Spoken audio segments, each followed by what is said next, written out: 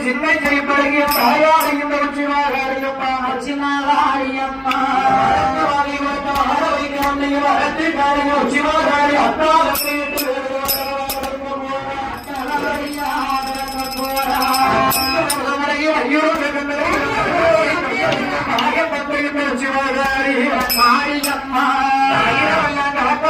உச்சி சிலையிலகி இந்த உச்சிமாகாரி வந்து விளக்க போற